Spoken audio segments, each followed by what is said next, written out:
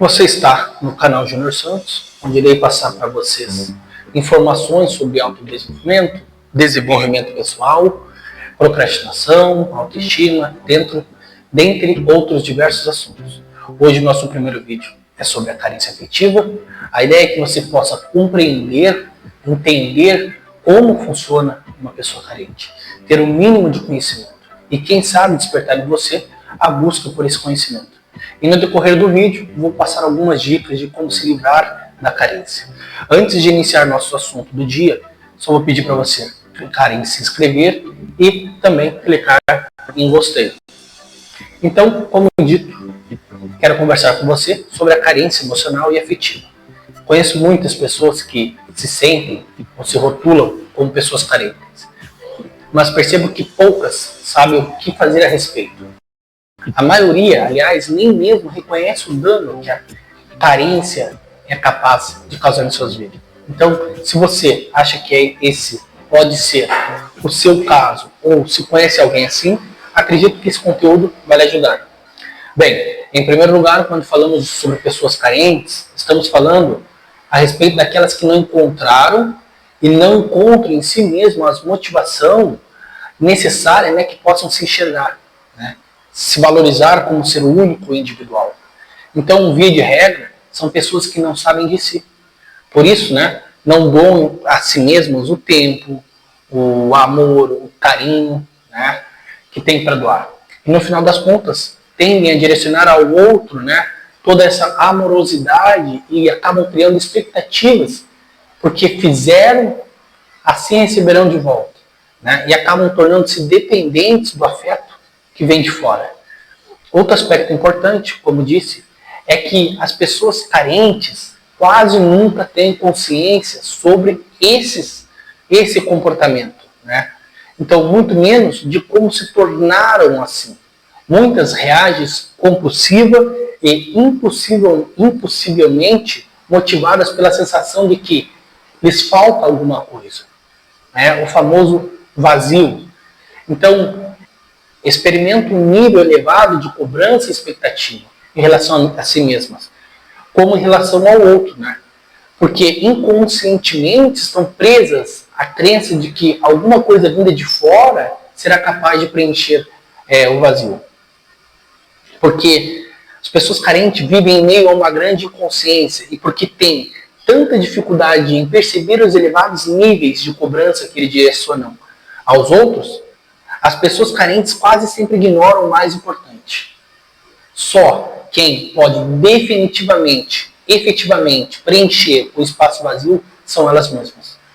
Mais um ponto que considero super importante sobre esse assunto é o fato de que a carência pode se manifestar de diversas formas. Vou citar para vocês duas formas. A primeira forma é quando a pessoa está sempre esperando algo do outro. E a segunda forma é quando o carente adota uma postura do eu me basto, o que é também, o que não deixa também de ser uma forma de carência. Existem outros tipos de comportamento que revelam o desejo de receber o amor.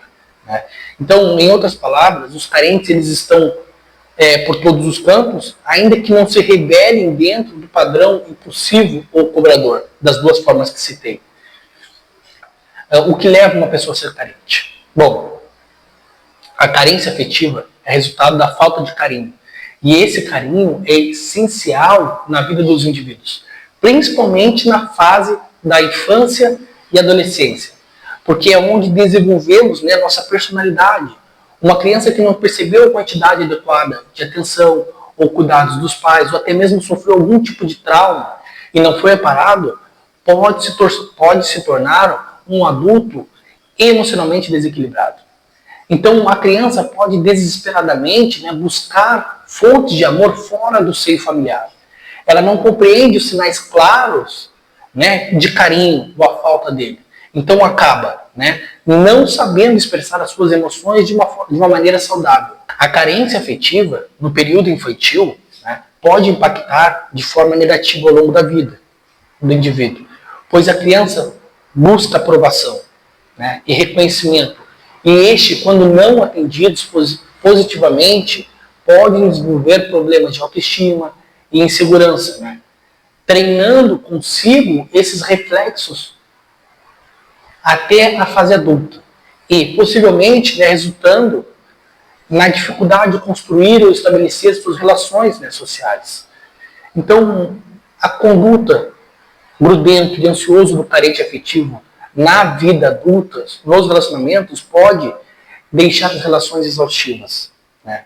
Galera, a pessoa carente, ela pode compreender que seu comportamento não é muito saudável, mas como a baixa autoestima anda junto com a carência afetiva, ela pode se recriminar por ter uma necessidade incontrolável, né, por atenção, em vez de focar nela, em solucionar os seus incômodos emocionais.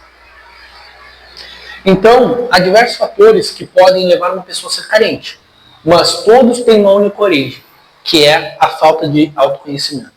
Quando alguém não conhece a si mesmo, não reconhece as próprias características, os pontos fortes, os pontos fracos, bem como a origem dessas características, os nossos olhos ficam sempre voltados à relação com o outro. Então, como causa e consequência desse movimento, a pessoa desconhece também quais ações e comportamentos pode adotar que lhe façam bem, que façam com que se sinta verdadeiramente amado. O que acontece também, na realidade, é que muita gente espera, né, se sentir preenchida pelo amor que vem de fora, sem perceber que não há amor externo capaz de suprir a falta do amor próprio. O segundo ponto, que é não menos importante, que eu vi muitas pessoas se questionando, é, na prática, né, quais os sinais que podem indicar que eu sou uma pessoa carente? Eu diria que o mais importante é olhar para trás e avaliar se existe, né, comportamentos recorrentes, comportamentos cíclicos que levam você sempre ao mesmo lugar, ao mesmo resultado. É quase como se perguntar: por que isso sempre acontece comigo? Rever a nossa história é necessário para que a gente possa tornar o amor e o desamor conscientes. São passos fundamentais para que chegue ao amor próprio. E esse é a única ferramenta verdadeiramente eficaz para quem busca fugir da carência. Então vou citar para vocês alguns sintomas, comportamentos que já vivi e vejo outras pessoas tendo. Comportamentos de insegurança, quando não tem confiança em si mesmo ou no parceiro, sentimentos de inferioridade, que acreditam que não são tão boas quanto as outras pessoas, a baixa autoestima, que tem muita dificuldade em perceber o valor próprio, né, o ciúmes excessivo. O ciúmes excessivo ele pode ser causado por diversos fatores, né, mas estão correlacionados com todos esses pontos que eu já citei para vocês. Né? A dificuldade para controlar as emoções, submissão extrema, o medo de desagradar. O carente, ele entende que se desagradar, ele vai perder o parceiro. A felicidade, né, depende de outra pessoa. O carente está sempre dependendo da felicidade da outra pessoa. Ele tem uma necessidade de ser valorizado e correspondido por alguém. O carente também tem medo da solidão, que é diferente de solitude. Tem sentimentos de infelicidade, né? E tem a necessidade de chamar a atenção. Agora vamos para o nosso terceiro ponto, que é por que a carência sempre atrapalha os meus relacionamentos. O medo de perder essa pessoa é um grande causador de ciúmes, pois a pessoa que sente a carência também tem a baixa autoestima. Então, qualquer situação ou pessoa que pode parecer um rival para a pessoa, com o potencial de roubar o seu amado. Então, a pessoa que é carente se torna mais controladora. Essa situação não ocorre apenas com pessoas estranhas, mas também sentem ciúmes da família, sentem ciúmes do trabalho, dos hobbies do companheiro. E na cabeça do carente, ele entende que essas coisas estão lhe tomando tempo, roubando o tempo e a atenção que deveria ser dedicada. Então, a carência torna as pessoas mais vulneráveis e sensíveis, né? Porque o desequilíbrio entre a razão e a emoção pode causar e influenciar a pessoa se anular, para se aceitar e se sentir desejada pelo companheiro. Essa anulação da própria identidade acaba deixando os seus gostos de lado, para poder se encaixar na vida de outro parceiro. Então, o carente afetivo ele tem um forte medo de ficar sozinho, pois ele vê que é muito arriscado. E por ser carente, acaba se colocando também em situações vulneráveis, se colocando em relacionamentos abusivos, sem que ele se dê conta disso, né? Ele busca esse relacionamento por ter o desejo de ter alguém que ama. Se coloca em situações onde se desvaloriza para conquistar a atenção e o amor do outro. Então, sem dúvida, o amor verdadeiro, incondicional, só se dá quando vivemos em pé de igualdade com todas as pessoas. Para um relacionamento ser saudável, precisamos saber que, numa relação, só somos 50%. Se pudermos respeitar esse 50% e olhar para o outro com respeito, né? Sabendo que o outro também existe uma história, existe outros conceitos, outros modelos de vida, certamente saberemos dar o espaço necessário a ele e a nós mesmos. Então, reitero, ainda que as pessoas carentes, como disse, costumam esperar do outro a entrega, do amor, e por isso raramente ficarão satisfeitas num relacionamento.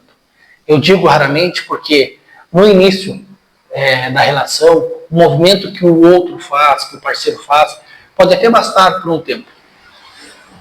Pode até ser suficiente para preencher o vazio que falta. Mas é preciso ter em mente que o outro existe para nos acompanhar, não para resolver as questões internas que dizem respeito apenas a nós mesmos. Uma das perguntas que também eu já me fiz muito e pessoas no meu meio social já vêm fazendo é por que o carente ele sente medo de ficar sozinho? Por que o carente sempre tem medo de ficar sozinho? Precisamos entender que o carente tem um desequilíbrio entre a razão e a emoção, né? Com que tenha medo. Esse medo é a emoção mais aflorada entre as pessoas carentes. Pois ele tem medo de não encontrar alguém para a vida, medo de sofrer, medo de ser incapaz de amar verdadeiramente. O medo da rejeição é central e devastador, né? E está presente em praticamente todo mundo que não tem consciência sobre si. Então, diante dele, as pessoas se colocam em situações que lhe causam dor e ainda repetem para si mesmo que não tem outra opção a não ser essa. Também é importante dizer que nós, seres humanos, somos gregário, ou seja, que nós validamos a nossa existência a partir da relação com os outros. O medo de ficar sozinho remete a isso porque representa a sensação de que as nossas vidas deixam de existir, deixam de ter sentido sem o outro. É um medo válido e sincero, porém é preciso ter cuidado, né? E equilíbrio em relação a ele. Afinal, só conseguimos estabelecer relações sólidas com as pessoas e o mundo ao nosso redor a partir do momento em que temos a mesma relação primeiramente conosco. Então, por isso, eu defendo mais uma vez que o autoconhecimento é a solução. É preciso que a pessoa carente, né, se descubra, se conheça, saiba quais são os seus limites e prazeres. Só assim conseguirá perceber o seu próprio valor e se tornará capaz de preencher a si mesmo. Vale lembrar ainda que todas as relações têm a negociação como base. Então, negociar significa encontrar soluções em que todos concordem em abrir mão de algo e mesmo assim saiam ganhando. Nem a sua e nem a vontade do outro prevalece. Ambas, né, simplesmente entram em acordo. Se você não sabe exatamente quem é, possivelmente não sabe exatamente o que quer. Quinto ponto, como podemos fortalecer a nossa autoestima e afastar a carência excessiva? Primeiramente, resgate o amor próprio, que é a base principal desse processo. Isso significa amar a si mesmo incondicionalmente, com todas as suas qualidades e defeitos, para aprender a se posicionar de maneira positiva, né, antes aos acontecimentos da vida. Assim, né, ter autoestima envolve responsabilizar por aquilo que lhe acontece, e não apenas se colocar no papel de vítima. Reconheça que você é uma pessoa de valor e diga: eu me amo. É necessário colocar o auto-amor em prática, que é a habilidade de dar sem esperar nada em troca do outro. É afastar a carência de esperar que alguém faça por você o que você somente pode fazer com precisão, que é amar a si mesmo.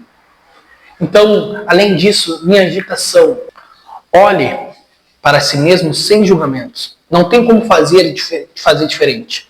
O primeiro passo é compreender e elevar a autoestima, é aprender a se olhar, voltar-se para o outro, né? Tomar consciência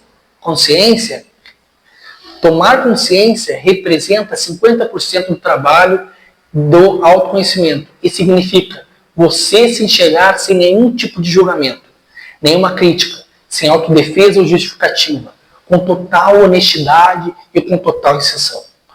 Neste caminho, é importante também prestar atenção nos feedbacks que recebe dos outros, as placas que sinalizam como se relacionam com as pessoas que lhe cercam e que frequentemente revelam como você é e não como gostaria de ser.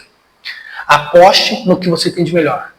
Temos muito mais coisas boas que ruins, mas temos uma tendência enorme em colocar foco apenas no que temos de ruim.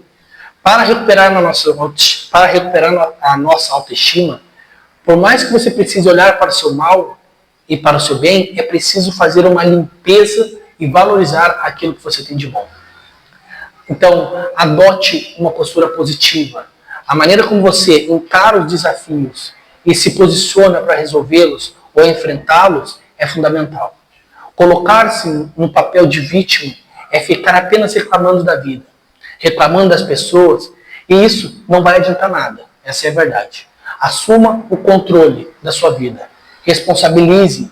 Isso se chama proatividade e positividade. Saiba reconhecer os seus erros. É importante saber reconhecer os erros que cometemos com uma visão construtiva. Evitar a autopunição. Pensar que a culpa é sempre sua e que você não merece ser feliz te faz entrar em um ciclo de baixa autoestima muito grande. Então, de que forma podemos evitar isso? Assumindo o erro, perdoando-se por ele, o que lhe trará a vontade de fazer diferente na próxima vez. Então, peça ajuda. Por fim, peça ajuda. Se ainda assim estiver muito difícil encontrar forças de recuperação, peça ajuda para as pessoas próximas, amigos, familiares, né? Aquelas pessoas que te incentivam e são capazes de fazer você enxergar novamente suas qualidades. Essas pessoas podem direcionar o caminho que você precisa trilhar para conseguir olhar novamente para a sua parte. Então, se você tiver condições, faça terapia. E chegamos ao fim do nosso primeiro vídeo e a minha frase é: autoconhecimento muda a vida.